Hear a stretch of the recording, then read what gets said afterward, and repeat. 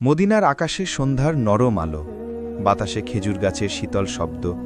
রসুলুল্লাহ সাল্লাল্লাহু আলাইহি সাল্লামের ঘরের সামনে শত সহস্র সাহাবী, নবীজির পরিবার, আহলে বাইত, আল্লাহর প্রিয় বান্দারা।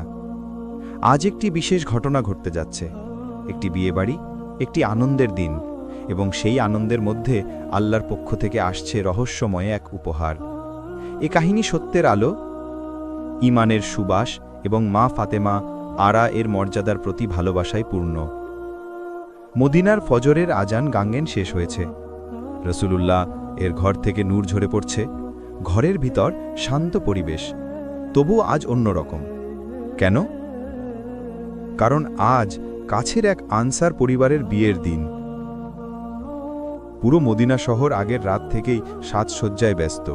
মহিলারা গান নাদ গাইছেন, শিশুরা খেলছে, পুরুষেরা প্রস্তুতি নিচ্ছেন। রাতে যখন মা আয়েশা আরা বিয়ের ঘরের কথা বলছিলেন, তখন মা ফাতেমা আরা হাসলেন এবং বললেন, আজ আমি বিয়েবাড়িতে যাব ইনশাআল্লাহ। মা আয়েশা বললেন, আপনি গেলে সবার জন্য বরকত হবে, কিন্তু আপনাকে তো কিছু পরিধান করতে হবে। আপনার কাছে নতুন কাপড় আছে? ফাতেমার হাসি যেন রোশনি হয়ে ছড়িয়ে পড়ে। তার হাতে খুব বেশি দুনিয়াবি কাপড় ছিল না। তিনি ছিলেন সবচেয়ে সাদাসিধে জীবনযাপনের উদাহরণ। রসুলুল্লাহ ঘরে প্রবেশ করলেন। তিনি দেখলেন ফাতেমা আরা বিয়ের অনুষ্ঠানে যাওয়ার জন্য প্রস্তুত, কিন্তু তার কাছে নতুন পোশাক নেই। রসুলুল্লাহ গভীর মমতার সঙ্গে বললেন, ফাতেমা, তুমি কি চাও যে তোমার বাবা তোমার জন্য নতুন জামা কিনে আনুক? ফাতেমা আরা মাথা নিচু করে বললেন, আব্বা, আমার জামার দরকার নেই, আমি যেটুকু আছে সেটুকুতেই খুশি।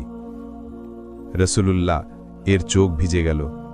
এই সেই কন্যা যার সম্পর্কে নবীজি সাল্লাল্লাহু আলাইহি ওয়াসাল্লাম বলেছিলেন, ফাতেমা আমার অংশ, তাকে কষ্ট দিলে আমাকে কষ্ট দেয়। তবু নবীজি জানতেন আজ কিছু বিশেষ ঘটবে। তিনি হাত তুলেন এবং দোয়া করলেন, হে আল্লাহ, আমার প্রিয় কন্যার জন্য তুমি নিজেই সাজসজ্জার ব্যবস্থা করে দাও, তাকে দুনিয়া ও আখেরাতের সেরা সম্মান দাও।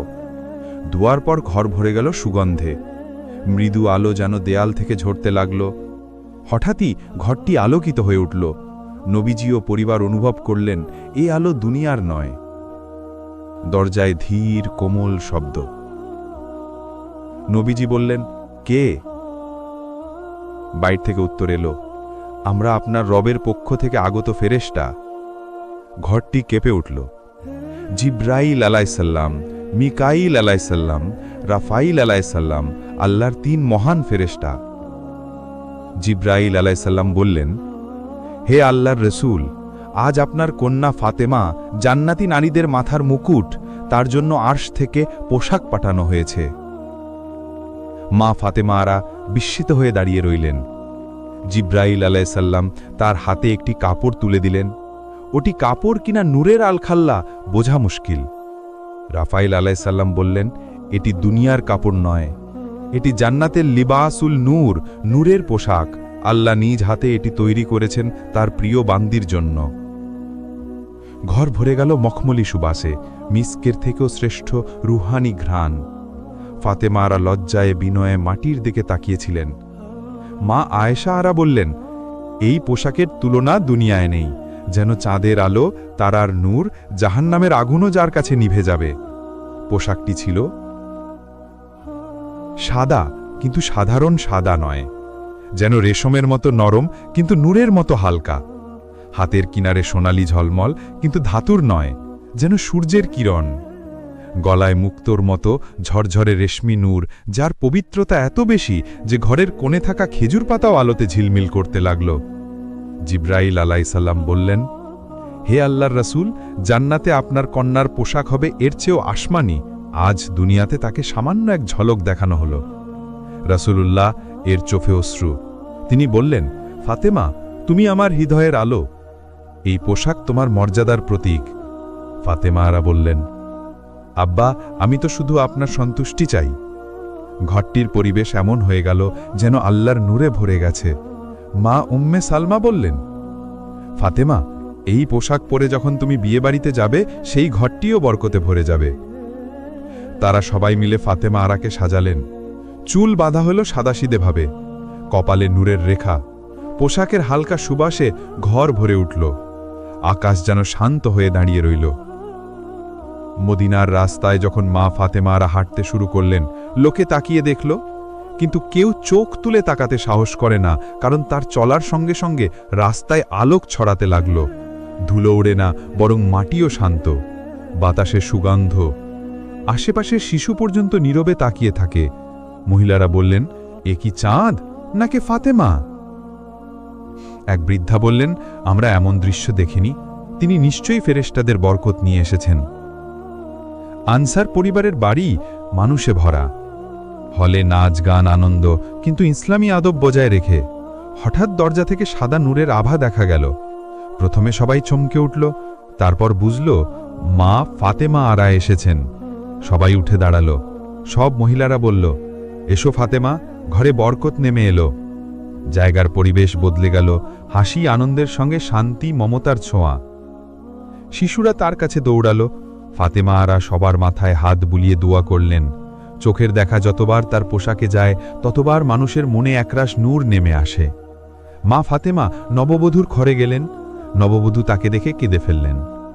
তিনি বললেন, আপনার আগমনে আমার ঘর ধন্য, কিন্তু আমি এত গরিব, আমার পোশাক সাদামাটা, আমি কি অপমানিত হব না?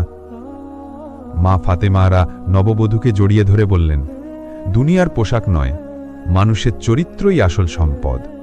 আল্লাহ তোমার ঘরকে বরকত দেবেন, আর তুমি যদি চাও তোমার জন্যও আমি দোয়া করব। তিনি নববধূর দুই হাতে হাত রেখে দোয়া করলেন, হে আল্লাহ, এই ঘরকে সুখী করো, এই মেয়ের অন্তরকে নূর দিয়ে ভরিয়ে দাও। দুয়ার পর নববধূর মুখে এমন নূর ফুটল যে সবাই তাকিয়ে থাকতে লাগল। বিয়েবাড়ির মহিলারা ফাতেমা আরার সামনে এসে বলল, আপনাকে দেখে মনে হচ্ছে ফেরেশতারা আপনার সঙ্গে এসেছেন। তিনি বললেন, না বোনেরা, আমি তোমাদের মতোই একজন নারী, কিন্তু আল্লাহ কাউকে আলোকিত করলে সে আলোক ছড়ায়। যখন তিনি ঘরের মধ্যে দাঁড়াতেন, ঘর আলোতে ভরে উঠত। যখন তিনি কথা বলতেন, সবাই চুপ হয়ে শুনত। বাচ্চারা তাকে ঘিরে ফেলে, ফাতেমা আপা, আমাদেরও দোয়া করুন। তিনি সবার মাথায় হাত রেখে দোয়া করতেন। এক সময় ঘরের এক কোণে থাকা এক অসহায় বৃদ্ধা তাকে বললেন, মেয়ে, তোমার পোশাক এমন চকচক করছে যে চোখে পানি চলে আসে, এই পোশাকের রহস্য কি? মা ফাতেমা আরা নরম কণ্ঠে বললেন, এটি আল্লাহর অনুগ্রহ, আমার কোনো কৃতিত্ব নয়। আল্লাহ যখন বান্দাকে ভালোবাসেন, তাকে মর্যাদা দেন। এ কথা বলতেই পোশাক থেকে হালকা সুবাস ছড়িয়ে পড়ল। সুবাসে রোগাক্রান্ত এক মহিলা সঙ্গে সঙ্গে স্বস্তি অনুভব করলেন। তিনি বললেন, ফাতেমা, আমি তো অনেকদিন ব্যথায় ছিলাম, এখন মনে হচ্ছে আল্লাহ আমাকে শান্তি দিলেন। সব মহিলারা বিস্ময়ে তাকিয়ে রইল। তারা বুঝল, এই পোশাক শুধু সাজ নয়, এটি রহমতের আলামাত। সবাই একত্র হল। মা ফাতেমা আরা সবার উদ্দেশ্যে দোয়া করলেন, হে আল্লাহ, এই ঘরের প্রতিটি মানুষকে হেদায়েত দাও, তাদের হৃদয়কে নূরে ভরিয়ে দাও, তাদের ঘরকে এমন করো যাতে ফেরেশতারা আসা যাওয়া করে। সবাই আমিন বলার সঙ্গে সঙ্গে ঘর কেঁপে উঠল। এক ধরনের অদ্ভুত শান্তি বিয়েবাড়িকে ঘিরে ধরল। সূর্য অস্ত যাচ্ছিল। ফাতেমা আরা বাড়ি ফেরার প্রস্তুতি নিলেন। বাড়ির নারী, পুরুষ, শিশু সবাই এসে বলল, আজকের দিনটি আমাদের জীবনের সেরা দিন, আপনি না এলে আমরা এই বরকত পেতাম না। ফাতেমা আরা বিনম্রভাবে বললেন, বরকত আল্লাহর পক্ষ থেকে, আমরা শুধু তার রহমতের অংশ। ফিরে আসার সময় তার পোশাকের আলো ধীরে ধীরে কমে গেল, যেন নূর আবার আসমানে ফিরে গেল। বাড়িতে ফেরার পর নবীজি সাল্লাল্লাহু আলাইহি সাল্লাম জিজ্ঞাসা করলেন, ফাতেমা, কেমন কাটলো তোমার দিন?